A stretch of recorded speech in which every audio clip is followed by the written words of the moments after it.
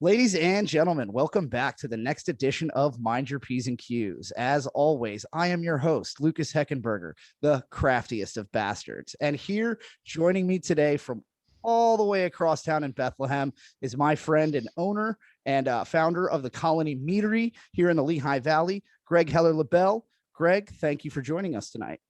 Lucas, thanks for having me. Yeah, man, it's an absolute pleasure. You have managed to make yourself this niche position in the Lehigh Valley, this ever-growing area of distilleries, breweries. Now we see vineyards freaking everywhere. I drove by a vineyard in Walnutport the other day on the way up to my parents' house. I think it's like over soaked or something like, or soaked. I don't know, but I'm just like, what is a vineyard doing in Walnutport? But anyway, that's not the point. The point is that you own a meadery. And you have multiple locations around the Lehigh, like the greater Lehigh Valley area. So tell me a little bit more about Colony. Yeah, I mean, we have two locations. We turn 8 years old in operations this year. Wow. Later in fall. We have two locations. Our mothership in Allentown, where we make everything. We do the tours. People have been there. It's got more of that kind of traditional brewery tap room feel. Big long bar that you used to be able to sit at. That's kind of that feel. And then in Bethlehem, at Colony South Bethlehem, we've got just kind of a funkier like tasting room setup. You could literally throw a rock and hit Bond Place Brewing Company and Cave Brewing Company's extension and Social Still. I mean, you farther than I could throw a rock to get to Seven Sirens, but we're right in that nice. But it's all there. I actually walked right by your tasting room in South Bethlehem last night. I was stopping into Bonn for a beer. It was the first time my missus has really left the house in the midst of the public health crisis that we've all been undergoing. So, but Greg, listen, I mean, I wouldn't be doing my due diligence here as the barman that I am if I didn't start this show off with a cocktail. And so I actually received this new bottle of gin this past week. Ooh. It's made by Clonakilty. This is an Irish gin. So it's got like a real heavy juniper note to it, but it's got some of that gunpowder finish. And I don't know if you have yours on hand, but my go-to cocktail pretty much everywhere I go, if I go to a new place or an establishment that I've never been to that boasts this cocktail program of any kind, I always order a Negroni first, because if you fuck up a 3-ingredient cocktail that is just equal parts all the way across, I'm not going to trust you with my time or my energy. So, all right. I am, obviously this is the equal parts gin, Campari, vermouth. I think this is a great way to understand how gins last and stand up to different kind of cocktails as opposed to just doing a gin and tonic. So that's why I'm going to jump in for a Negroni right away. And then we're going to drink a bunch of mead later. All right. Let me get mine ready here. Got to pick the appropriate glassware for this. Listen, man, you can do a Negroni up. You can do a Negroni neat, whatever you want. I'm going to just finish this and then I'll have a glass ready. Absolutely. That's excellent. And again, kids out there watching, listening, learning, understanding, this is another cocktail that has no citrus and it is all base spirit. Therefore, we stir. We do not shake these drinks. If I ever catch anybody that I know shaking a Manhattan martini, old-fashioned Negroni, I will literally pull that tin out of your hand and make the drink myself, even if I'm working or not. It doesn't matter. So it has been a decent amount of time since because obviously, going out and getting cocktails used to be something we did fairly often, and now it's not so much. And a Negroni is one of those I never make at home. Oof.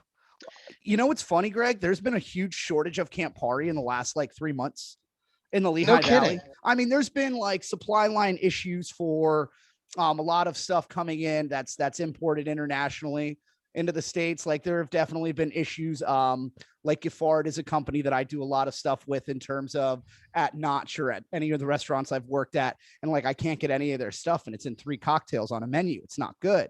And Campari, I literally had to drive to 5 or 6 different stores to get any the last couple weeks. So wow. Well, yeah, it's just cheers first. Hey, to your health, my friend. Thank you for coming on, Greg. It's great to see you.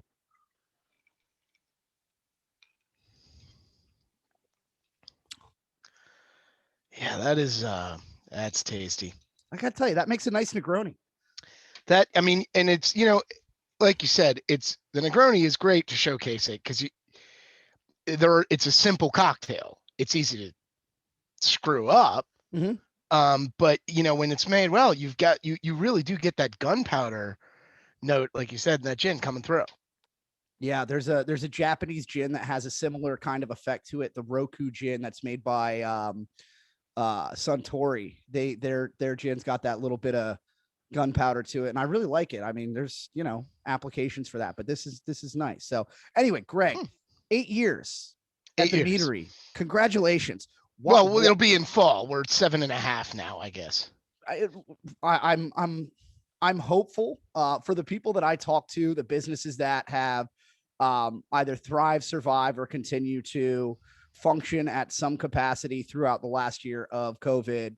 I think that there's cause to celebrate because there's so many that have not continued along that path. So, I'm psyched to hear that. But like, I really generally want to know, like, I mead, honey wine, one of the oldest known concoctions to mankind. What took you that route when we were basically in the IPA boom? Yeah. 8 years ago. Yeah. So, I mean, and this is good for the listeners and viewers because they should know that while you are the craftiest of bastards now, you had a previous life. In the rough and tumble dog eat dog world of direct mail, I believe. Yeah, I worked. Yep. Mm-hmm. And that's where you and I first met at, I believe, the lamest chamber function that's ever existed in any market. And it's rare. I mean, I was standing in baby. Yeah, the Bud Light Limeritas in a kiddie pool or something like that. And I believe I was holding it, like staring at this Limerita as if it were gonna kill my dog. And a voice just over my shoulder is just like, "So, did you try the Strawberryta yet?" And that was you, and I instantly was like, "Thank God, at least there's somebody here as crazy as I am." So, you got to know me when I was still drinking Limeritas because I was working a soul crushing web dev job. Hey man, we've all been there. Look at us chasing our passions now.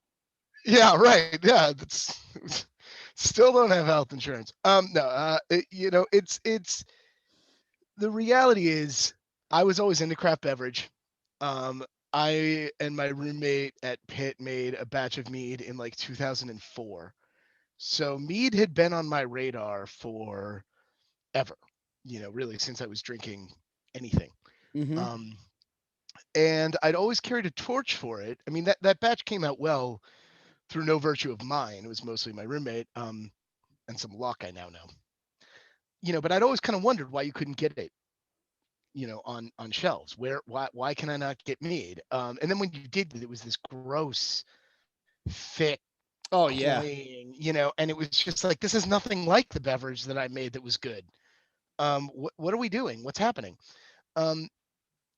Maybe you could track down some rabbit's foot if you knew someone in California, or you could maybe get some redstone if you knew someone in Colorado or something like that.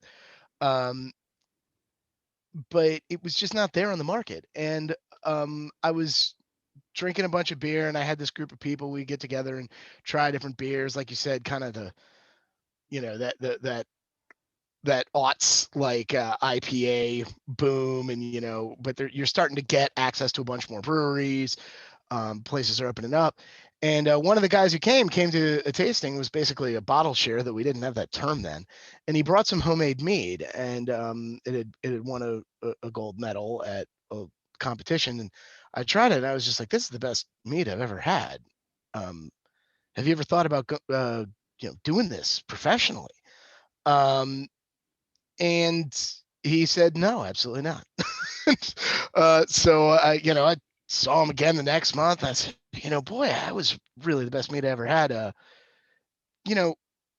put some money aside to open this brewery with a friend of mine. Actually, that friend later went on to become brewmaster of Carnival Cruise Line. So now he works on floating breweries. That's pretty cool. It's an awesome job, Colin's the man. I don't like cruise ships personally. They frighten me. Well, I mean, if I guess I could appreciate that, but I think if you're going to have a brewing job, having one on cruise ships is not a bad idea. That's pretty damn cool. That's It's pretty pretty damn cool. cool. That's pretty So damn cool. he and I were going to open a brewery in Reading. We looked at a few things and never really came to it. But I put aside enough money that I was like, oh, could I invest? And you'd think about opening a meadery? And he was like, nah, not really. I was like, oh, okay, good talk. So the next time I saw him, and we'd get together and drink beers and stuff, and I was just like, hey, I don't understand, why don't you want to do this? You don't like love IT, you had some godforsaken job like I do, why do you want to do this? He's like, I just want to make mead. I don't want to run a business. I don't want to do anything like that. And I was like, supposedly I went to business school, like gave me a advanced degree in it. What if I were your business partner? I at least put a business plan together. Sure. And you have a look at it. And Mike says, sure. So I did. I imagine he was probably just trying to shut me up. He never thought I was just some random guy who knew a little bit. But I put together a business plan. I mean, it was really all fueled by I'd had this Momito that he made, and then I had a dry hop mead that he made, and I had the predecessor of what now is we call the Earl. And I was just like, this is the best stuff I've ever had. It needs to be available. So we, I found the place in Allentown and brought Mike in. And not only did you find a place, Greg, you also found a brewery right next door and a distillery. We recruited the brewery down the hall. Yeah, we recruited the brewery. That was good. Mike already knew Kurt, and I knew him a little bit.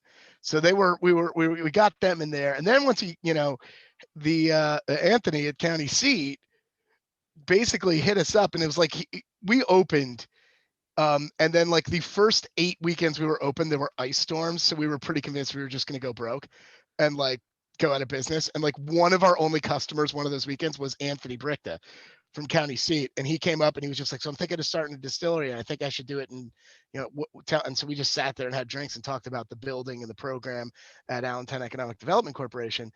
So that really helped, having those 3 businesses. And now we've been joined by Been a Winery, by the kombucha place. So we've really got this nice cluster going on there. And I just remember I sat Mike down and I said, look, I can't tell you that I've ever run a beverage business or sold alcohol for a living, but I spent all this time being a writer in craft beer, and I went and got an MBA at what turns out to be a school that really prizes manufacturing, when like everyone's focused on like voodoo economics of Silicon Valley. Absolutely. It is. And I'm just like, it's just like, well, if I can't do this, I need to reevaluate every decision I've ever made in my life. Like if my life hasn't prepared me for this, then nothing will. And so Mike was like, all right. And then we started, and we had no idea what we were doing, basically. I mean, Mike had pro-ammed a batch at a professional meadery, but there were like maybe 40 meaderies in the country then. Like, it wasn't a thing. Do you know what that number is now? It's about 500. In 8 years? Well, I mean, that was about 8-9 years. It was that's an incredible boom. Okay, cool. Yeah, no, it's mushrooming. I mean, now I'm the vice president of the American Mead Association, and in that amount of time, really in the last 5 years, we have gone from the kind of like weird upstart, nobody really knew us, and we'd go out to Denver for the annual conference, people were like, who are those weird guys? And then like to now, again, I'm the vice president. Like we're considered old for a meadery. We're seeing all these young meaderies come up.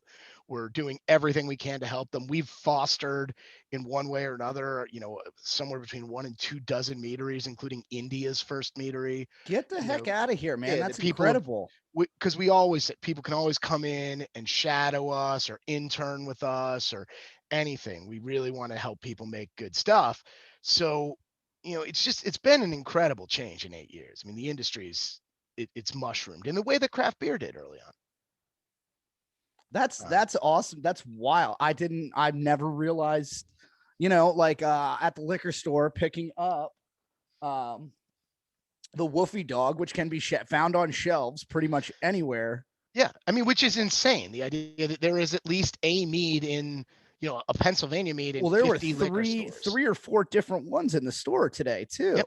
I mean, obviously, I'm not going to bother looking at any of the other brands, whether or Some of them are not, okay. they're from your rescue or not. I'm just kidding about the rescue, but that's awesome about fostering and becoming this, like, like, now you're the legendary weird people that people gravitate to and Oh they yeah, want to understand. we're definitely still weird people, but we've been around long enough, I guess, and we're still here. And um, and I think it's also when you've seen the industries go through these ups and downs that it's a real different perspective than someone who's coming in fresh or has been in a year or two.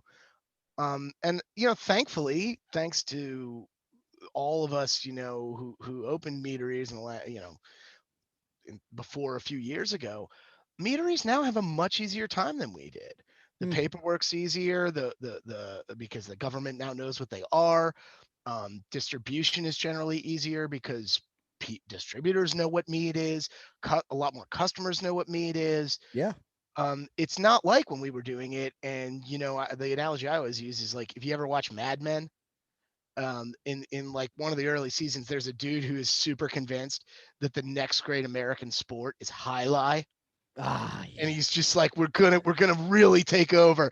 And you sound like that guy when you're being in 2013, and I'm like, mead is gonna be Mead's the coming. next great Mead's craft coming. beverage. It's like, all right, weirdo, sure. And we're at the meadery at like midnight on Christmas Eve trying to get stuff made. Um, yeah, it turns out the alarm armed, and then the cops came in while I was What are you guys doing here? We're working, damn it. What are face you deep in a doing? tank, and I look up and I'm like, "Hello." It was just like he's like, "Your alarm went off." I was like, "Huh." Anyway, So Greg, can you, on that note, not on the note of a cop thinking that you broken and entered into your own your own facility, but like I personally don't know how you make mead. So I'd really appreciate you giving me kind of a little bit of a walkthrough on how to make it. so the big thing, um, and this is a spoiler alert for anyone who's taken our tours, um, but the big thing about mead, that makes it different from the other beverages is, the real challenge in mead is in fermentation. Okay, so like in wine, the challenge is growing grapes. That's why we call them vintners, right? Once you have good grapes, crush them up, throw them into a tank, throw them into a barrel. Let them do what they We do. made meat. We made wine for thousands of years before we had any idea what yeast were. Not that we haven't gotten better with science, but we made pretty good wine before that. With beer, the challenge is making wort, right? That's why we call them brewers. It's brewing that big batch of effectively grain tea. And again, we made beer for 1,000 years before we knew what yeast was. With mead, I mean, the bees are making the honey, and there are meaderies that are also apiaries, but by necessity they're small and that's specific. Most of us aren't. Sure. Um, you're mixing it up with water or fruit juice, which is not terribly hard. Are The you talking about the challenge, honey and the yeah, wine, or just the honey? you mix up the honey with either water or fruit juice, which is as hard as I made that sound. I mean, obviously, if you're doing it in 500 gallons, you need hoses and stuff, but that process is not terribly difficult. The difficult part is fermentation because yeast live on nitrogen and there's very little to no nitrogen in honey. So they don't ferment it well naturally.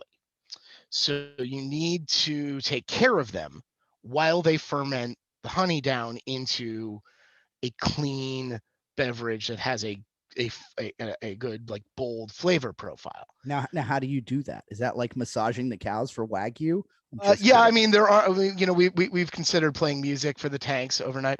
No, what we it's temperature controls and nutrient additions. Okay. Um, it's about adding different nutrients to the yeast at the right times to make sure that they continue their fermentation.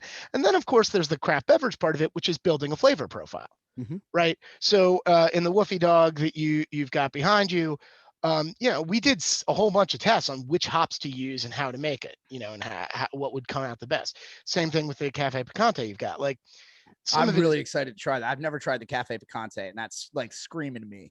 Have you ever had our Beso Exotica? Uh, So no. okay, so Beso is and those are full strength meads. It's 16%, both of them. Beso is a cinnamon, chocolate, and cayenne pepper. Mm-hmm.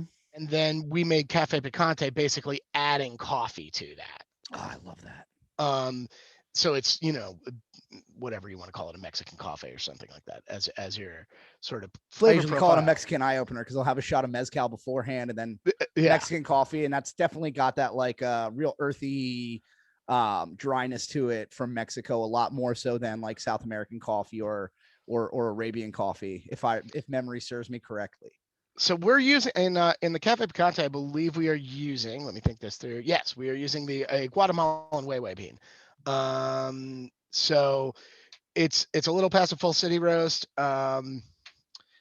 So we use a darker roast and a guat bean, which has a nice kind of almost like floral note to it. Now Yeah. in that mead, you're going to get so much from the heat and the mead itself that, I mean, there are definitely coffees you wouldn't want to use.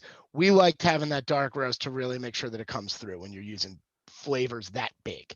I have been utterly obsessed with heat and sweet over the last like year and a half, and like heat and just completely different variations from your different kind of peppercorns, either getting infused or giving them a toast and then mixing them into something, whether it be through stirring with spirits or doing a quick infusion. Like I've definitely done some different kinds of coffee bean, like depending on the roast, depending on what they are, and stuff like that, in terms of either just mixing it with a drink or infusing it into something else and adding that in there. God, what did I do? I did a coffee bean. I sous vide. I did a coffee bean sous vide bourbon the other week, and then I made that with like sfumato, which is this like smoked quina bark liqueur, essentially, like Mm-hmm. an amaro, real dry. I used like some creme de mure in there and some vanilla, and did this like coffee bean, fruity, bitter, sweet, and it was like beautiful. And I love this whole heat roast, bring in some sweet and everything. So like this makes my heart happy. I think it's Yeah, I'm fairly certain it's going to. a lot of what we are trying to do in our meads is similar to what you do with cocktails, right?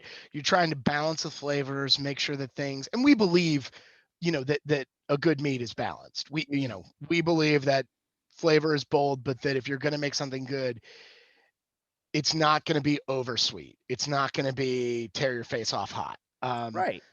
No disrespect to the people that like that. I certainly, on occasion, have been known to go for a bunch of heat, or God knows I love a good West Coast IPA that just tears your face apart with hops.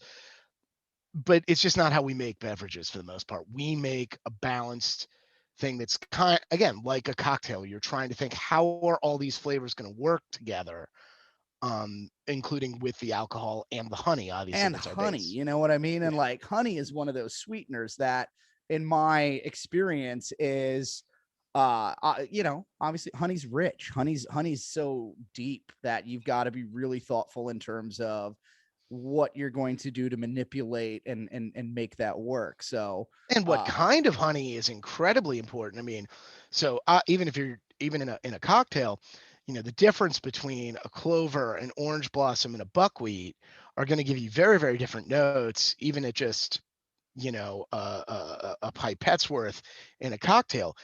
But those notes that are underneath that honey, that are what the bees pollinated to get us that, they're covered up obviously by the sugar in the honey. Well, we're fermenting that sugar away. So the dominant flavor in a mead is often going to really reveal what that honey was. mm, So the earthy note, like if you use a buckwheat honey in a cocktail, mm-hmm. again, you're mostly going to get that rich sweetness, and there's going to be those earthy undertones. Mm-hmm. But if you just make a Eastern buckwheat honey mead and you ferment it down, it's going to taste earthy to the point of like unpleasant at times. Yeah. If you don't blend that honey, if you don't use flavors that are going to augment that earthiness.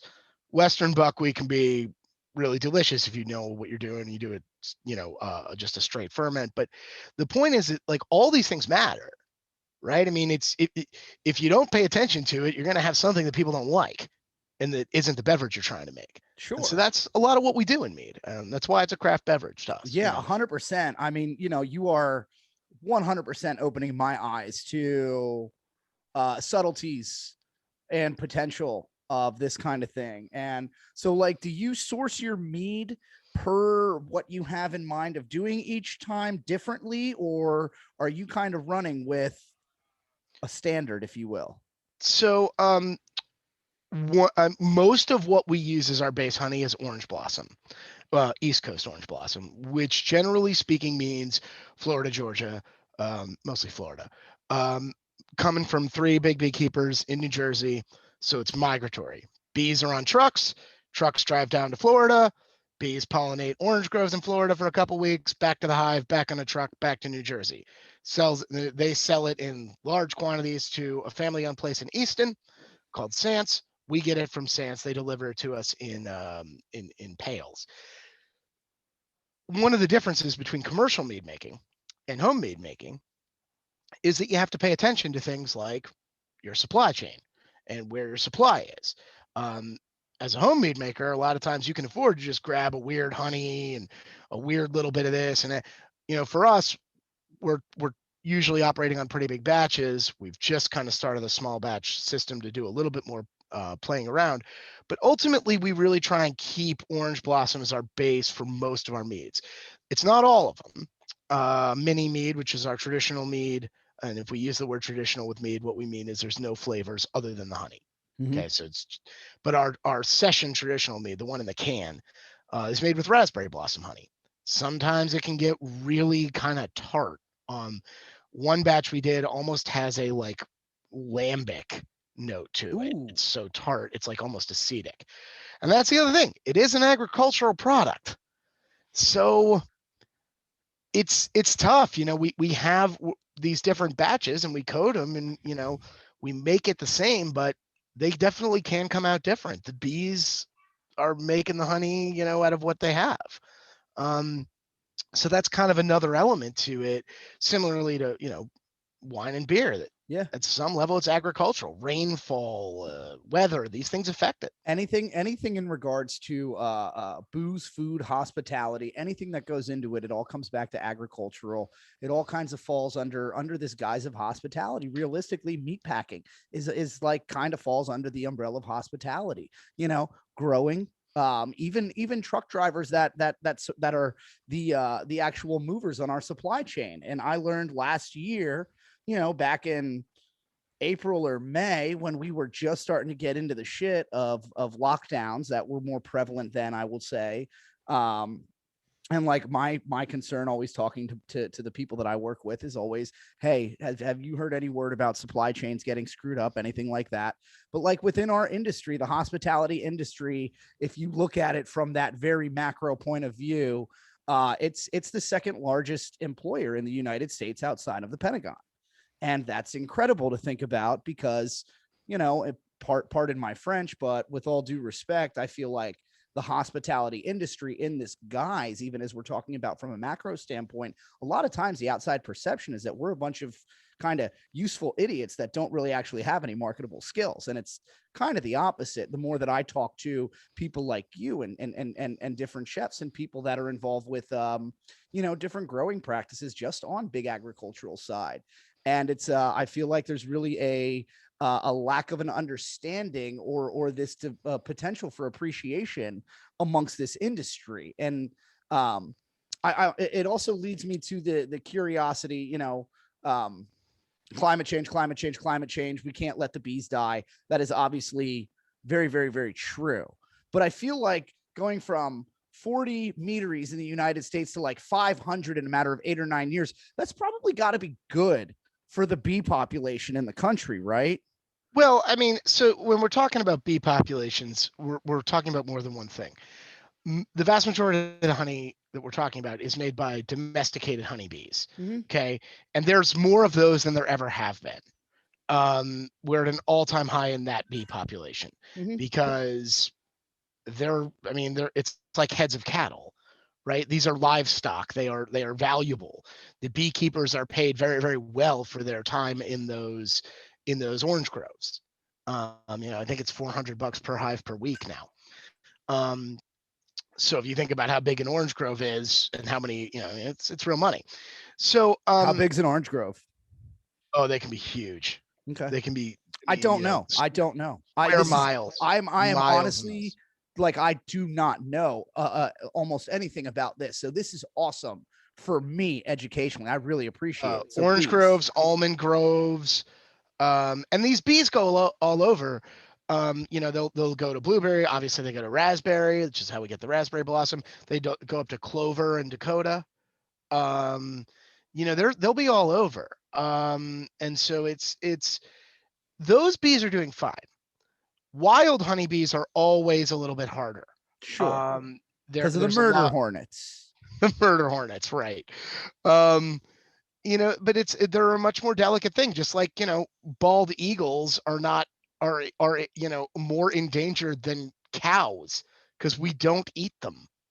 It's Um, true. and it kind of going back to your whole thing about the hospitality industry. I mean, I, I I think people sometimes we don't really take a macro enough view to realize how wonderful a thing it is that so much of our economy is no longer dedicated to creating the things that we need to subsist, right? For so much of our history, humanity, all of our Mm-hmm. time and energy was spent making the things you needed to stay alive. And now, an enormous amount of our economy is dedicated to things that make your day better. And more And that comfortable. is the sole purpose of what we do, of what I do, of what you do. We make someone's day better. I hope You their can day's better listening to this. My day is. right. And I mean, and I do sometimes, wax philosophical about this. And, depending on your religious or personal point of view, like, and what you kind of believe the point of life is, or if there's something after this. But if you don't believe in an afterlife that is sort of like based on a scorecard you got at the end of this, making someone's day better in this world is a really big deal. Awesome. We only get so many days. When they're good, they matter. That's what we remember. That's what we live for. That's what we pass on to people, Mm-hmm. what we tell them about. Like, this is a good thing that we've done this as a society, that we've spent so much time and energy and resources, and that people like you and I can create careers in something we're passionate about that makes people's day just a little bit better. Just based off of like, yeah, absolutely. And half the time people No don't even disrespect expect it. to the direct mail industry. No disrespect to them. Honestly, there's a need for the direct mail industry. Okay. I wouldn't know that they were trying to find me about my car, about extending my car's warranty if it weren't That's for direct true. mail. I'm Yeah, that's just absolutely kidding. true. That's Yeah, right. obviously No, not that, true. But I wouldn't know about all of the bomb ass deals at Aldi, Giant, Weiss, and Wegmans in a week if I didn't have my direct mail. I yeah. still get a phone book like once a year. It's great. People need that, I guess. I don't think they need that. I too find that puzzling when that shows up When once a a year. phone book show, I mean, they are getting thinner, which I appreciate, but Yeah, but like, so someone's out there being like, nah, it's coming back. still need We're this gonna get, thing. We're or still they gonna just need like, we're this. gonna get one more year out of this. Like, I don't know, man. I don't know. And you know what's crazy? There's been a I mean, I'm pretty sure that it was some kind of an economic policy that was written under the Obama administration about publishing books all of a sudden becoming really, really lucrative again. Like, because is it mirrored? Does everybody write like 2 books in a year, and now their net worth has jumped up like 9 figures, 8 figures, 7 figures, whatever it is? It's crazy. Well, yeah, I mean, it is. Everyone said, oh, books were down, they're going to die. And it turns out publishing's never been more lucrative. I know.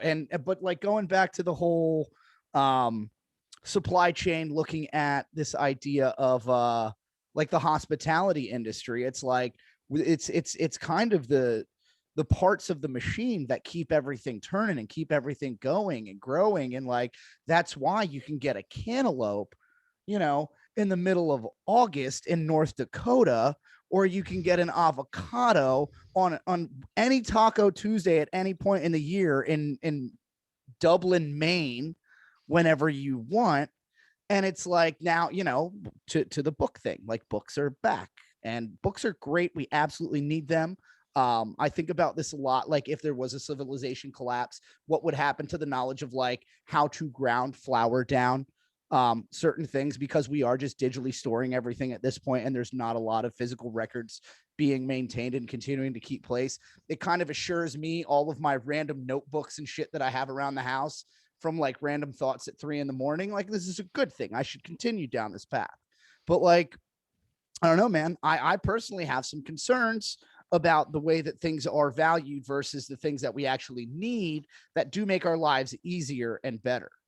Well, and value is such an interesting word. And, when in a lot of my classes, we spend a lot of time on things like supply chain because so much energy goes in to hiding that from consumers, right? We spend so much time making it seem like everything we do, we create with a magic wand and it only happens in these walls, right? The whole point is like, we don't want to let people know, oh, we got this from here and that from there.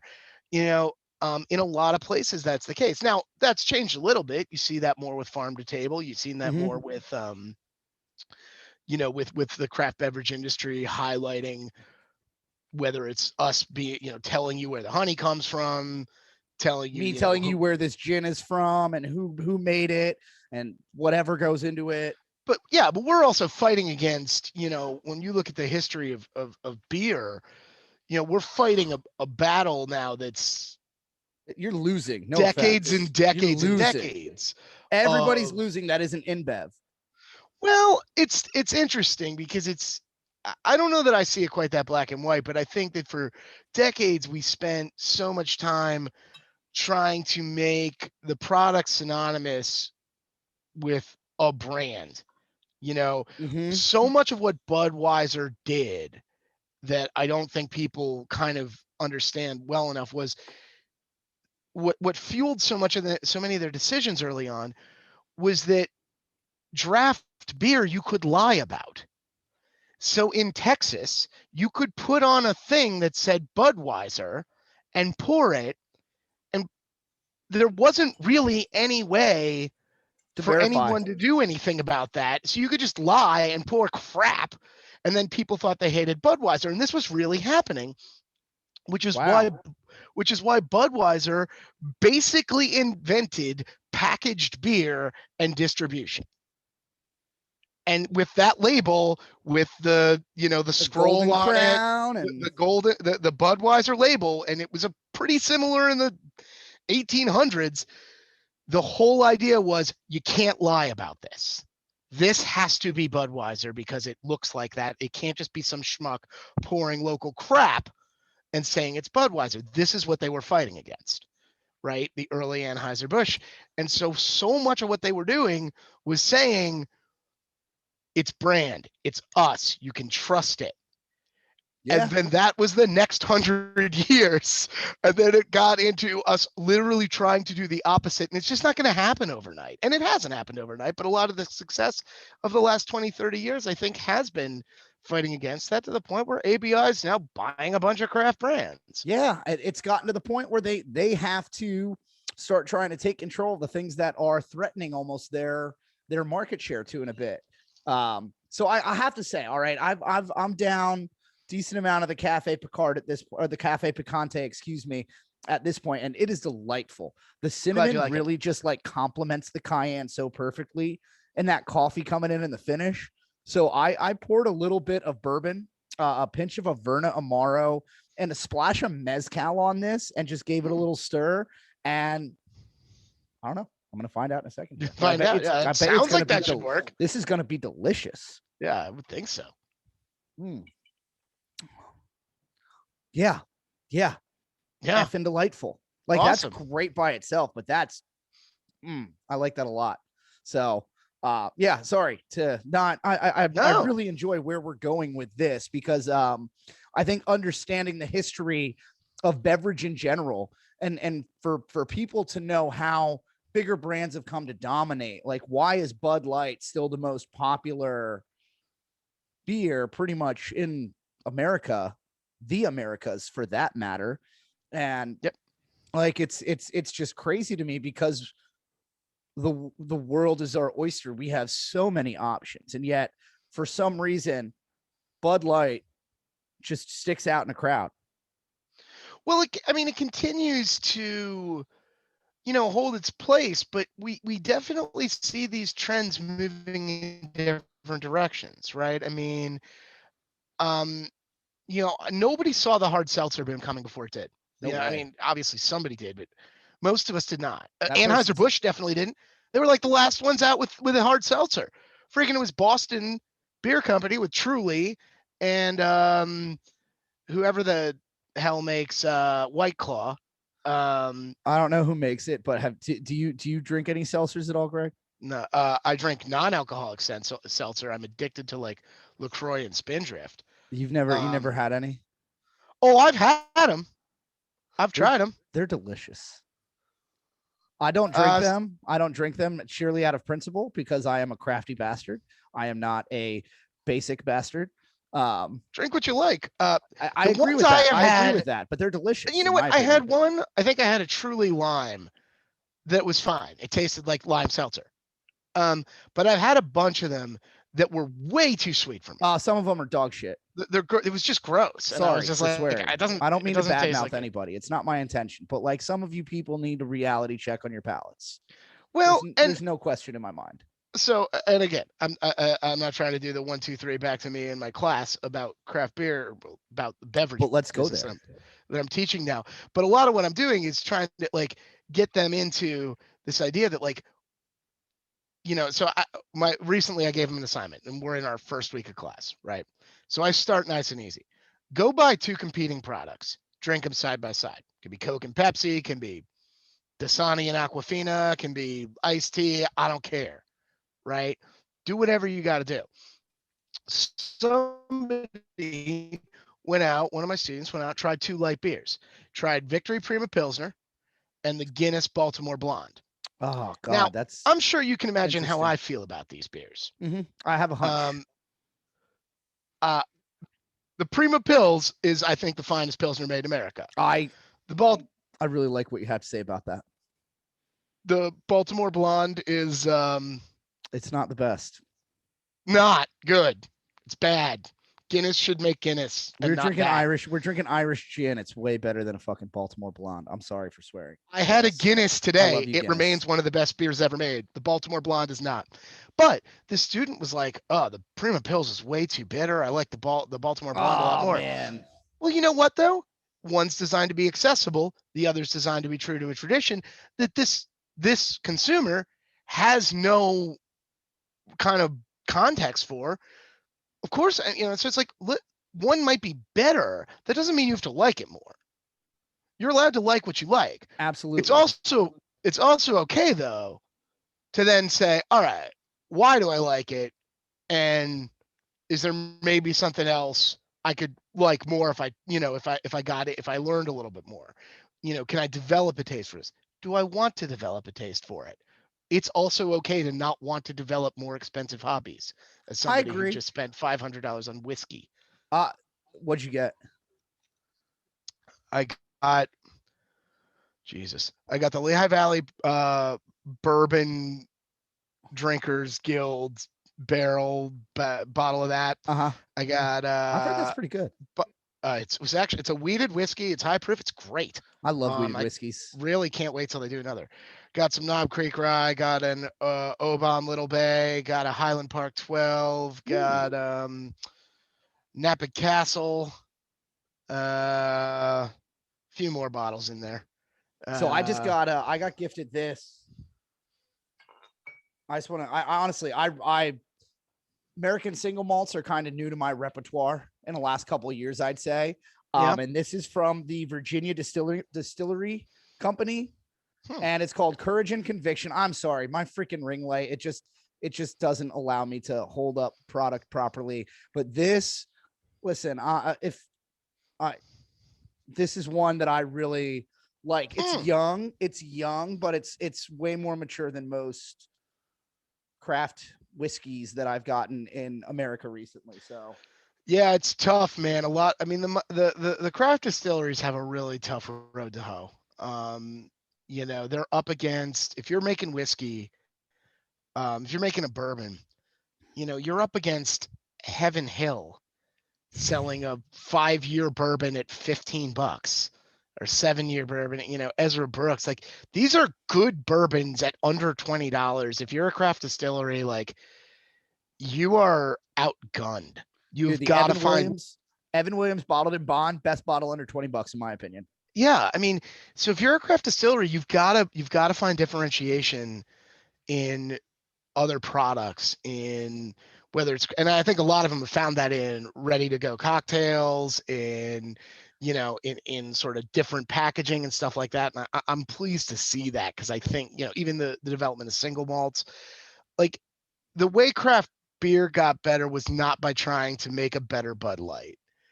It was by selling an ESB and a pale ale when no one else did. Yeah. And so even if they weren't the best pale ale that history would ever create, like not everything Sierra Nevada, right? You still could only get them one place, which was your local craft brewery.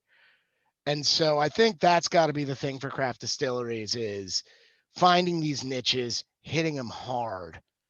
I've seen a lot of them recently going to the spiced rum route, which I really am a big fan of, because I think spiced rum, because Captain is just the marketplace domination for so many years. I think it's really not in Philly. Who was the in Philly? It is Sailor Jerry. Okay, fair enough. Higher sugar content, higher proof. I understand.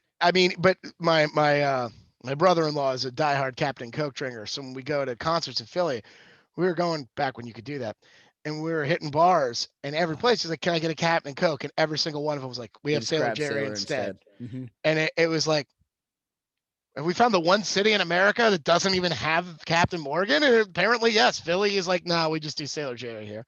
So I don't know. The captain once upon a time said bad things happen in Philadelphia, and that's why they don't serve Captain Morgan in Philly anymore. I think, I just loved also the branding of Sailor Jerry, where it's like, well, what's the dominant one? Captain Morgan. Yeah, we're going to do just about that. We're just going to be higher in alcohol. What if we gave him a demotion and a less distinguished name? Mm-hmm. It's like, oh, you mean like Lieutenant Steve? Close, but let's maybe just take it down one more notch. Like Sailor Jerry, nailed it. Like cheaper, higher ABV. Absolutely. Perfect. Yeah. But like, I'm noticing the craft distillers make their spiced rums, and it is still got that little bit of orange, some cinnamon, like coriander, but like it's way more vanilla forward, and it's super duper pleasant. Oh yeah, you can do, and you can have so many different expressions of different spicings, of different citrus. And that way it's like gin. It allows for a distillery to actually make a mark. Like I'm not even a rum guy, but I mean, Maggie's Farm in Pittsburgh. They're great. It's just unbelievable, man. What Tim does is out of control. Triple Sun over in Emmaus just did a black rum that is vanilla forward. I threw that into a Manhattan variation that came out real nice. Same thing over at Social Still. They do a nice job over there too. Like I'm a big fan of how these people are in these places are starting to differentiate themselves. And you bring up a good one with gin, because I love the different expressions of gin. We talk about the gunpowder with the Irish, the Japanese, but then you go to like certain parts of the country and you've got these more floral, and I'm not talking blue coat elderflower gin. I'm sorry. That is a marketing ploy, albeit probably a really, really good one. I like their certainly seems like a successful one. I like their barrel-aged gin a lot more. Oh, it's so good. I never thought about doing a gin old fashioned until I had that. And then I was like smoking rosemary in a glass, smoking grapefruits and using a little bit of that with brown sugar in that and some Peychaud bitters. And it's delightful. Delightful. Yeah. Dude, barrel-aged gins, County Seat did they barrel-aged their gin in one of our mead barrels. Mm-hmm. And to this day, it's like, I actually just found a bottle that I guess I'd squirreled away as a present to future me. And like, I am so happy I found this. This is like one of my favorite spirits that's ever been made. Mm-hmm. It was, I mean, you can do so many cool things. And I'm really glad to see that industry kind of pick up that ball and run with it in the way that, like, again, that mead, that craft beer have, where it's like, we can have fun in a way that like Heaven Hill's not gonna. We can have fun in a way that Beam Centauri is not going to. Yeah, but then They they get to can't. have fun where they do these like master barrel statements and they've Cool. got, Yeah. and I'm like, see, we can't geek out like that. We got to be so much more. We've got to provide so much more ingenuity because we don't have access to all of that age. It's Sure. kind of it's a But to we've me. also got flexibility that they don't have, Mhm. right? We've got, the ability to do smaller things and take swings that they can't, Yeah. just by virtue of volume, right? Mm-hmm. In the same way that I was talking about how it's different being a home mead maker and a commercial mead maker, same thing. It's different being a massive beverage producer and a small one. Small one, you could do cool stuff, and the more that they'll do that, and the more people are like, oh, it gives people a reason to come back for one thing, but also it's just like this is stuff you literally aren't going to get from someone else, you know. And I'm hopeful. I'm hopeful that people that are closer to our generation, and I'll preface this by saying that we have a very strange circumstance here in the Lehigh Valley, in my opinion, in terms of palates, flavor profiles, consistency, and willingness to adventure outside of the comfort level. I think that this place is uniquely kind of qualified in terms of expectations from the older crowd and I think there are some walls kind of being broken down a little bit there, but at the same time, I remain optimistic and hopeful that these experiences, these little niche offerings, are becoming more mainstream and more of what the expectation is from the general populace, as opposed to that brand consistency, knowing that I'm going to get the same soup, salad, and breadsticks from Olive Garden in the Lehigh Valley to the Olive Garden in Austin, Texas. You know what I mean? I'm hopeful that we as a general populace are moving to that. We want the experience. We want this unique. We do not want exactly the same. Well, but I think it's okay to want both, and I think that a healthy environment has both. Mm-hmm. Like, one thing that has happened, I was out with my business partner Mike. I was out at Union Finch the other day having lunch, and thanks to COVID, there's been this massive constriction in the supply chain of draft beer. Breweries, all this draft beer It's went bad. incredible. It It was was like a incredible it was 6 months ago. $1 billion of beer went bad. So then the craft breweries aren't kegging it because there's nowhere to send it.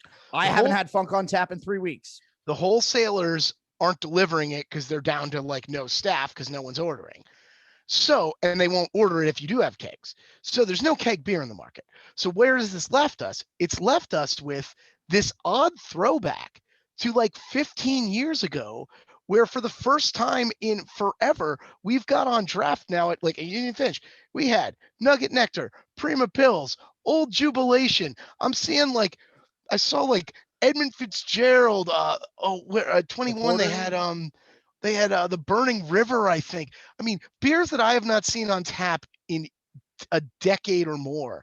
And they're back on tap because they're from these larger craft breweries that can handle the capacity, that it hasn't been sitting around forever. It's not going to explode or go bad, where there's a lot of quality problems with the new breweries, Right. especially the IPA style. A lot of sensitivity to age, you know. So there's this kind of wonderful moment for people of my beer drinking generation where it's like, oh my God, all these beers we like are back, and it's not just 47 different hazy IPAs I don't like.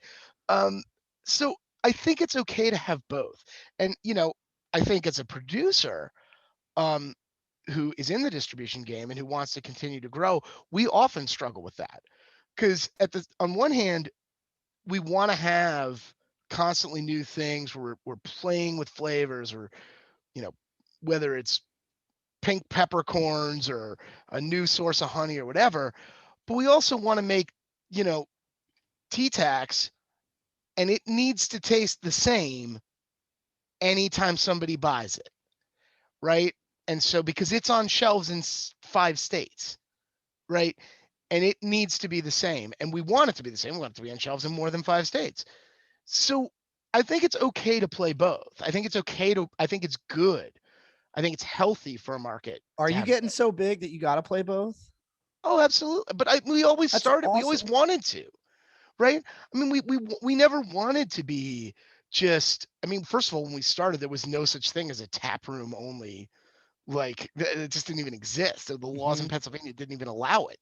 Um, so we always had our eye on distribution as a model, and distribution means quality assurance.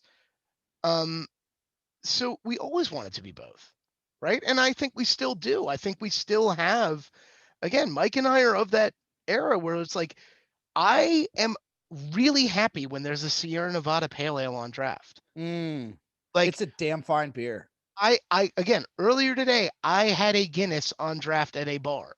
Like I like that brand that I know that I love. I've tried, I mean, my untapped feed is embarrassing in the number of beers I have checked into. It is a statement to how much money and time I have flushed down, trying different beers. And now, I really do enjoy though one that I know I'm gonna like. Yeah. Um, and so I think that's a good thing. That's a healthy thing. I want people, everywhere to associate Colony, if they can get T-Tax to always be like, I know T-Tax is awesome. It's an Arnold Palmer that has alcohol in it. Like I can pound those on the golf course. Um, The golf course. the golf course, yeah. Um, so yeah, we do both. We want to do both. We want to continue to do both.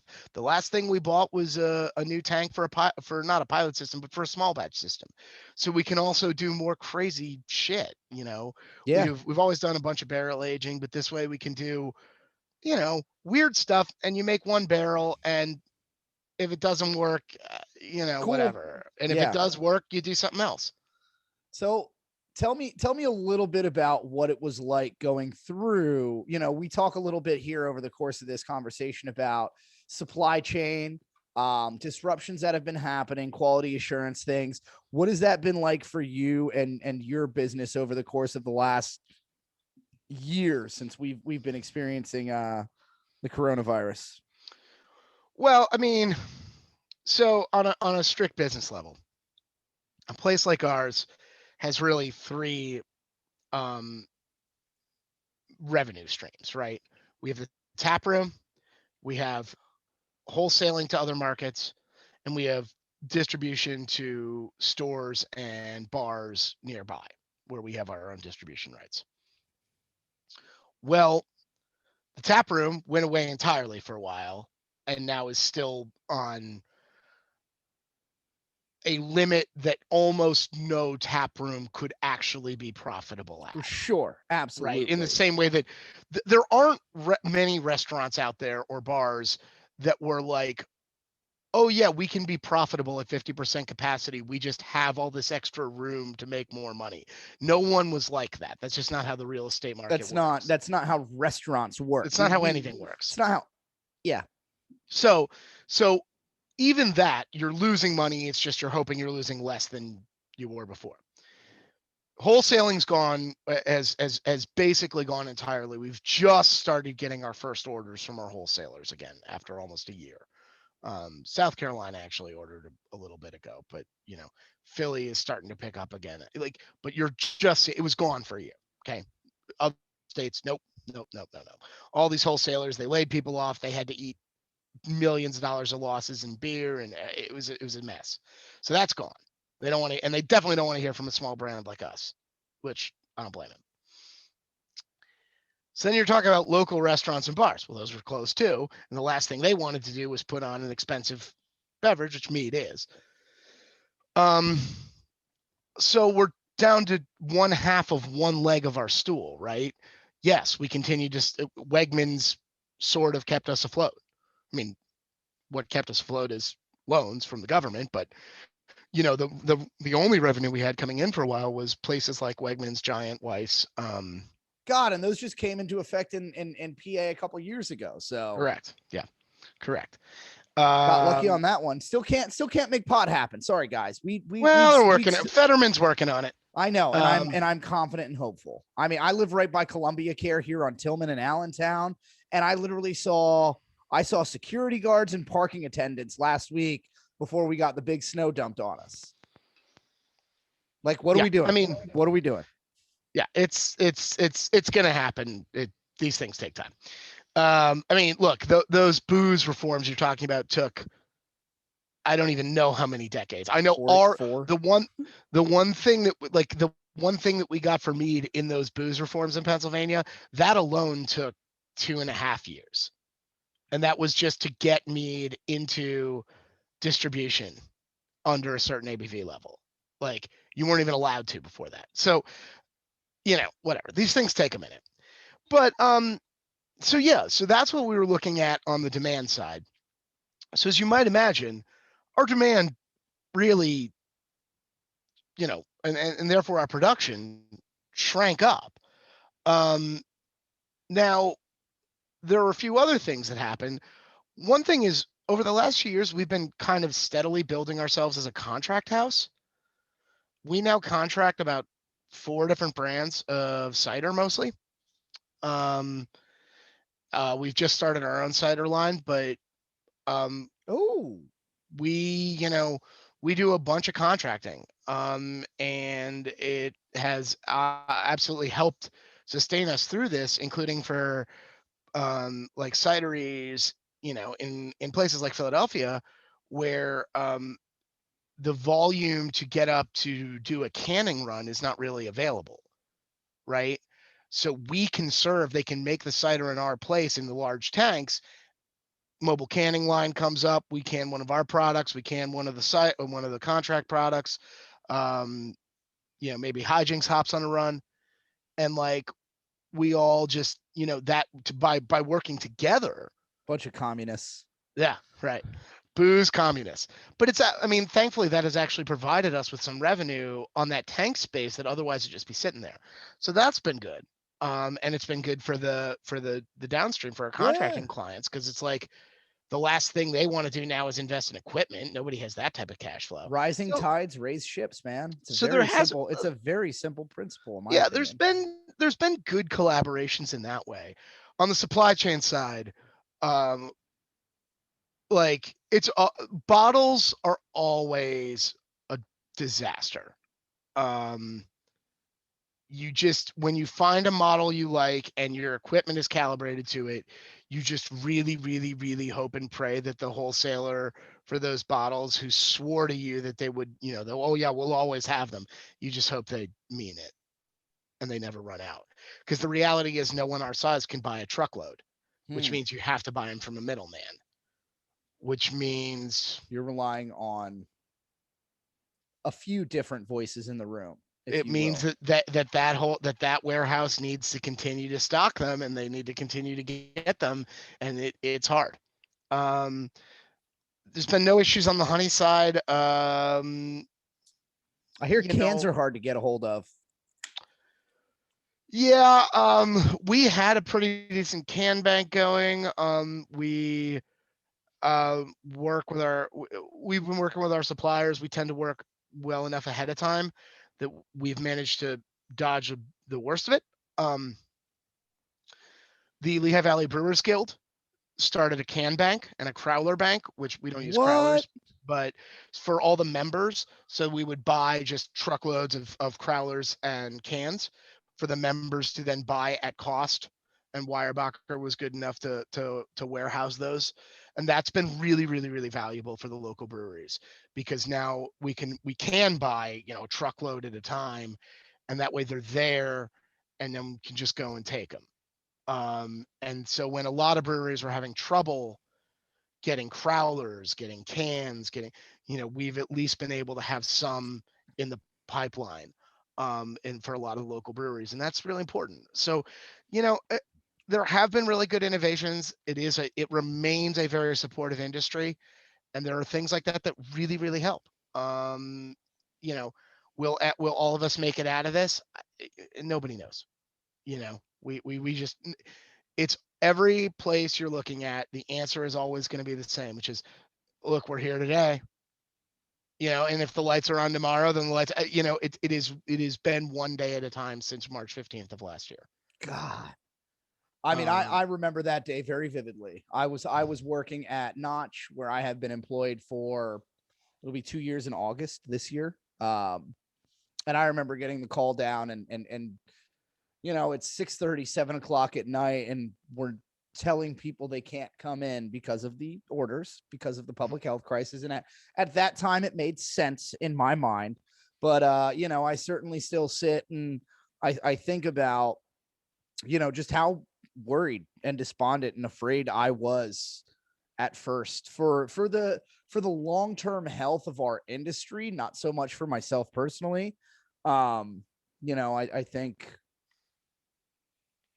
since then, I think if we go to any kind of a full shutdown on sit down service again, I think that that's completely short-sighted and not based on good information.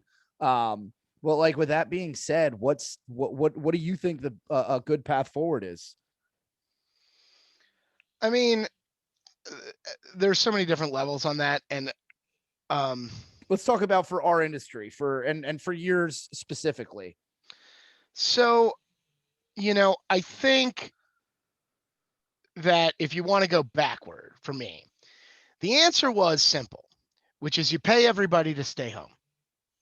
You pick up the tab, you eat the costs. Yes, it's enormous. You just do it. We didn't do that. We instead sort of said, well, we'll try and help. And so some places got some help. We got some. It's like the kid holding a flashlight for his dad for the very first time. And dad's just standing there going, you're holding it wrong. And we're like, how else am I supposed to hold it? Right. So we're all just trying to get kind of like, get by one day at a time. I think moving forward, and I'll preface this by saying that I, generally speaking, think that most of the governors, like, it's not like anyone knew what to do. No, nobody knew what to do. They are working with incomplete and bad information, and they just kind of did what they thought was best.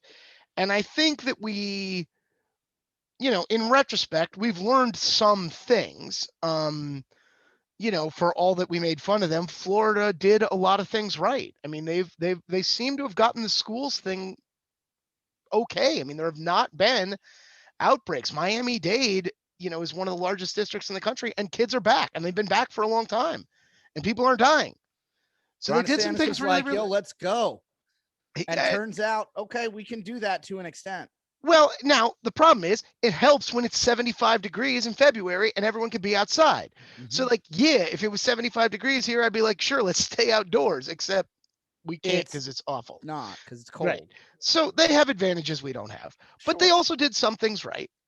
I think we did some things right in Pennsylvania. I think we're relatively early on recognizing the severity and how important it was. Yep. I think there are some rules that we all agree were pretty stupid. The food rule is, I think, ridiculous. Both stupid and actually counterproductive. It increases the number of touch points you have. It also increases the cost on the small places that might not serve. Everything was an incredibly stupid thing. And I think what I hold most against our governor is that when it quickly became clear that was stupid, if he had come down. Right. If he had come forward, and I feel this way about all politicians of all parties. If you come forward and you say, I had the idea and we did this thing, and looking back on it, that wasn't right. We had reasons, but looking at it now, made a mistake. We're going to go in another direction. I respect that a lot. I respect that from anybody, political, business, whatever. Just in general, admit when you're wrong. Sure. Just saying, look, I did something and I thought it was the right thing to do, but it turns out it wasn't. We're going to scrap that. Sorry. We've got some data on some other stuff. We're going to try this instead. If he had done that, I think a lot of things would have been different, including the way a lot of people felt about some of his rules. Mm-hmm. But instead, he just started doubling down on what felt like increasingly, because once you start doing that, of course, these rules are going to get increasingly arbitrary.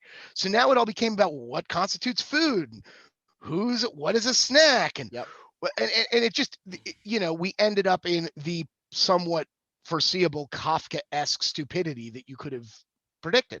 So, we obviously did some things right. We did some things wrong. I think that, closing things down around New Year's was probably the right thing to do. I agree with Um, that wholeheartedly. I was not mad uh, about that for one yeah, second. I think it was probably the right thing to do. I know it hurt. It I hurt, but think, like I think that was a good move. That was when we were hitting highest surge, most amount of deaths. and you and I know. I mean, New Year's Eve is a tough night for safety, no matter what. It is amateur hour. People go out New Year's Eve and they do not behave well. Valentine's Day was very difficult. Uh, it is tough, and when and to me the hardest part of all this is not Governor Wolf or Governor Cuomo or Governor DeSantis's rules. The hardest part about all this is the reason people go out is to have a nice time. And it is definitively not fun to go out. And that is not a thing that anyone can solve right now, right? We can do our best. We can thank everybody for coming out and supporting us, but it has never been more of a labor of love to go out and support your local place. It's just not as much fun. I try and do it via takeout. I try and do it via And so do continued I. business. Like part of me putting together this podcast is I want to talk to the people that I know that I consider my friends that have businesses that are more than likely like indirectly hurt, like directly hurt by this at no fault of their own. If 50 people see this and come and spend money at your place for the next 10 years, I'm happy. Like that's my biggest point of I all would be happy this. too. But I mean, I think the reality is, once things aren't fun, again, our whole life is making people's day better. The purpose of hospitality was not just that you can make a cocktail better than me, which you can, but I don't know how to fucking make mead, so there's that.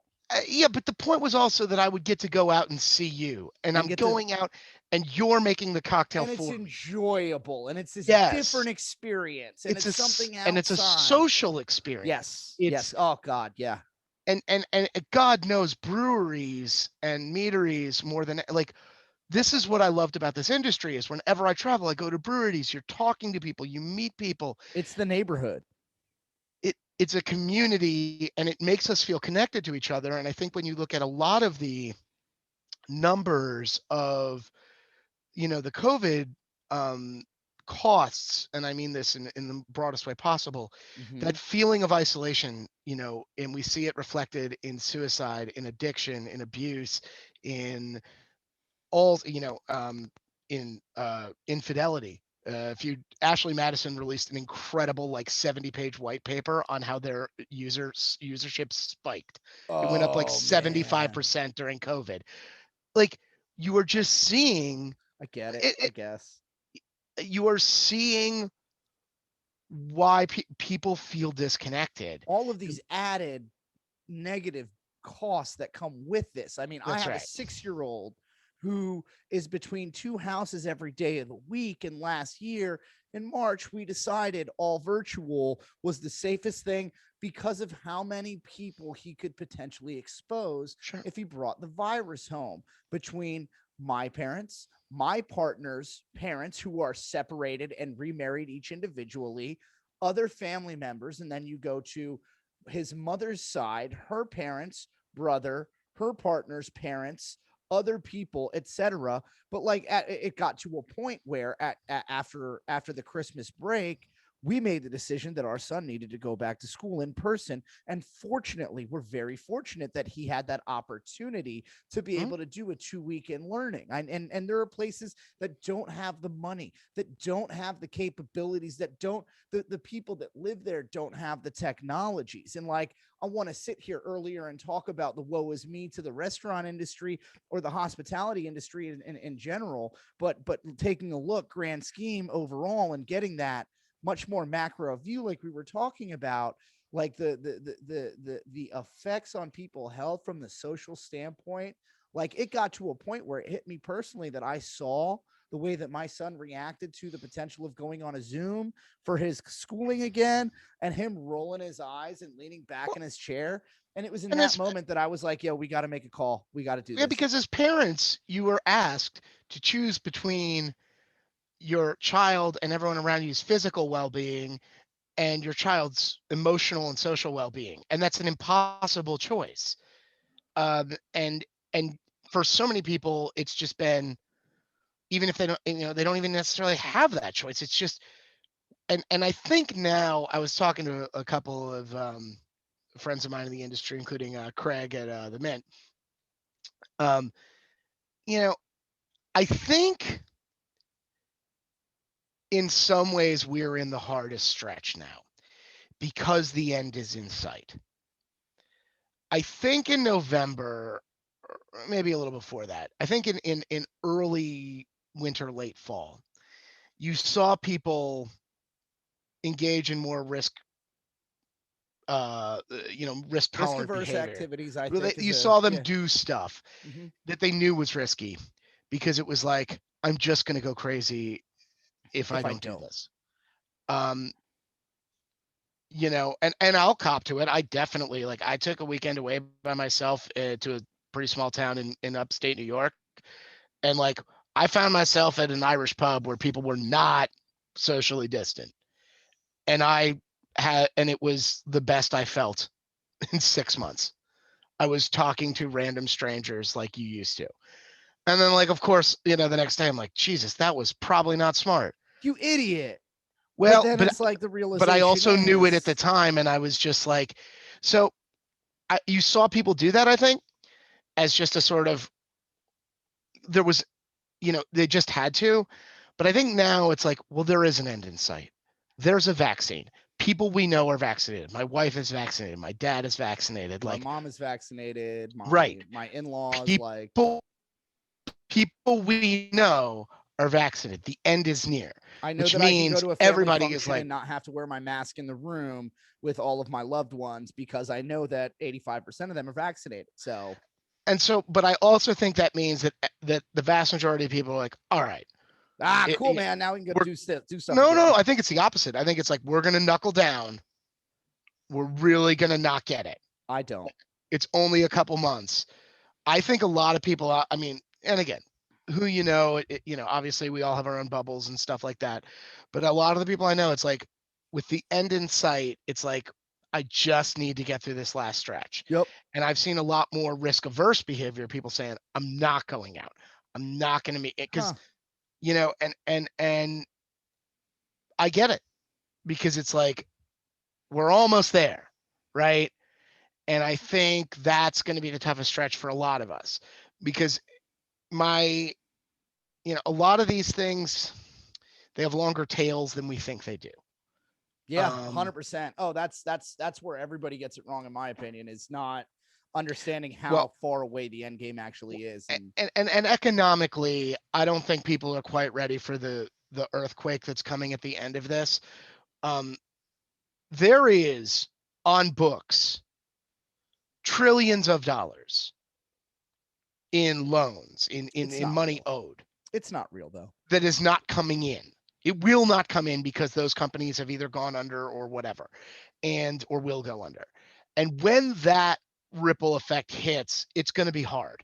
Yes. And that's when I think we're really going to need, yes, the stimulus is important. Yes, and now another round of PPP is important. All that stuff, we need it. Yeah.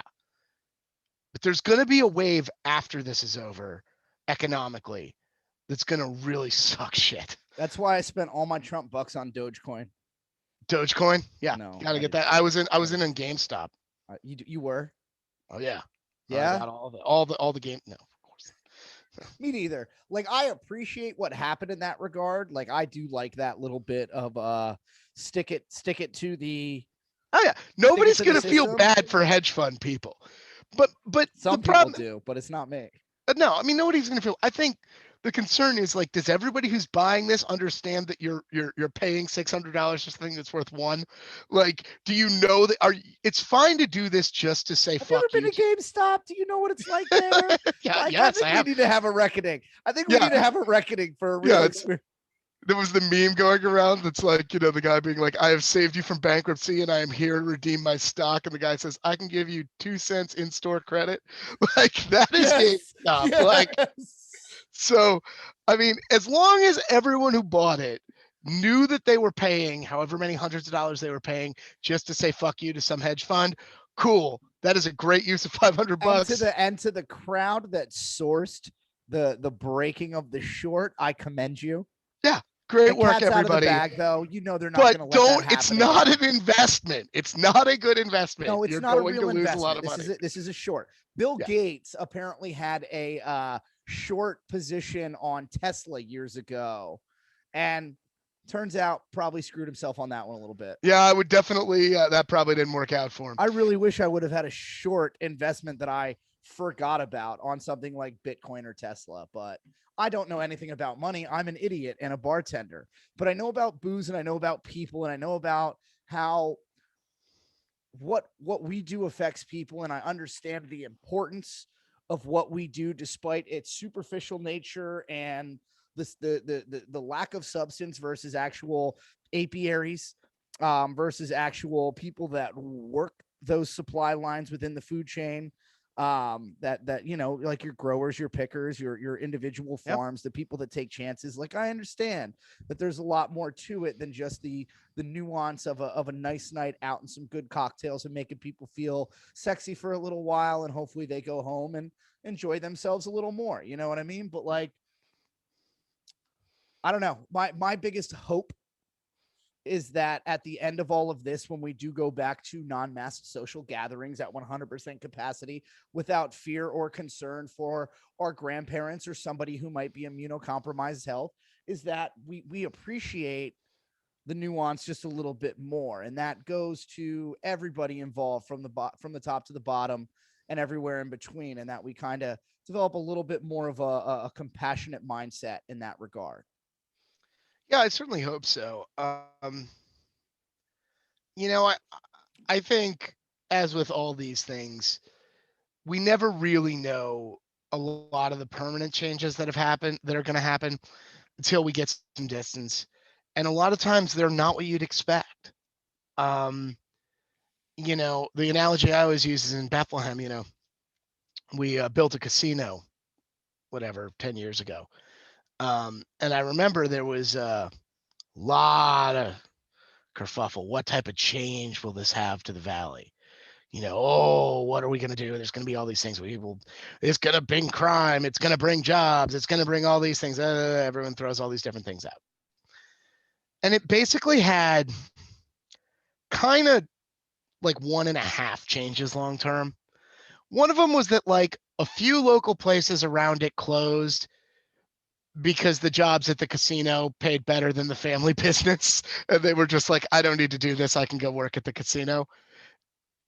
It was pretty minor, but a few places did. And that was actually pretty healthy. And honestly, It's eventually, kind of the par for the course. And property values in Southside rose. And so that some of those businesses became like, you know, harder anyway. And the second thing that happened is Bethlehem, for the first time in, you know, the whatever 20 some odd years I've been here, on and off, now has a reasonably sized resident Chinese population. Yeah. Because of how many Chinese gamblers were coming in from New York or wherever to the casinos. And so various cottage industries sprung up around it. And so like the quality of food got better and stuff like that, like ethnic foods got better. And it was just like, these are things that you would never have predicted because it would have been impossible to predict. But like, these are the lasting impacts 10 years later. I don't know what those are going to be Don't know what they're going to be long from term. COVID. Don't know how it's going to But play out, you know? there are going to be some that we just can't really think of. And then we're going to look back and say, all that happened because of the COVID quarantine. And it's going to be really like, there are just going to be some that are totally unintended and totally unforeseeable. And I think that'll be really interesting to see. You know, I think we've learned, and I think a lot of people have learned a lot about the value of the service industry and what it does for people on a day-to-day basis, that feeling of community and connection. You know, and I think that many of those lessons will be lasting. You know, I think you know, there are going to be plenty of offices that don't reopen because they don't need to. Yeah, I don't feel bad for people in commercial real estate though. Like they've been kind of gouging and playing the system for a long time. You'll be fine for them. You'll be fine. I think it's a good thing. You know, we've known for a decade that remote work, by and large, is better for the people and who more are doing it. productive for They're more productive. We have known this for a long time. It's without a doubt. We have numbers, we have studies, we have everything. we needed this to push a lot of places toward it. Mhm. But a lot of things kind of needed to go this way. I think a lot of healthcare, like if you see a specialist, a lot of follow-ups do not require an in-person visit. Mm-mm. In-person visits to healthcare offices are annoying. They can be done remotely a lot of the Yeah, time. some of them for sure. Um, Obviously all this requires infrastructure and all those other things. So I'll be interested to see Me what those too. changes are. Me too. And Um, on that note, Greg, one last thing. This passed the mead to the left-hand side. do you like that? Pineapple mango jerk mead. This Yeah. is incredible. So like between like I mean I love the Woofy Dog, but like this Cafe Picante and the jerk mead has really, really changed everything. In terms of my not my perception, because I know that you guys have always done great work, but like I love these flavors that are coming into it. I really appreciate the insight and the thought into all of this. And hey, man, listen, all things considered, hopefully this is still going a year from now, and hopefully it's going to be in person. And when that becomes the case, I'd love to do something like this from inside the meadery to be able to get a little bit more insight into that and to be able to get to sit down and reflect back on this conversation sometime from now. So Yeah, we could play around and make mead cocktails. I would really like to do that, Greg, and I would really like to just sit down and get to have a conversation with you again, because it was enlightening, uplifting, and awesome. And I'm very happy that you guys are continuing to move forward, finding collaborative ways. I wish you nothing but success down the line. And really thank you for coming on Mind Your P's and Q's and sharing some insight into, what's been going on. Lucas, it's always a pleasure to hang out with you. And like you said, hopefully we'll be able to do it in person soon. Greg, thank you so much, man. I really appreciate it. We'll catch you soon, okay? All right. Good night, Cheers. everybody.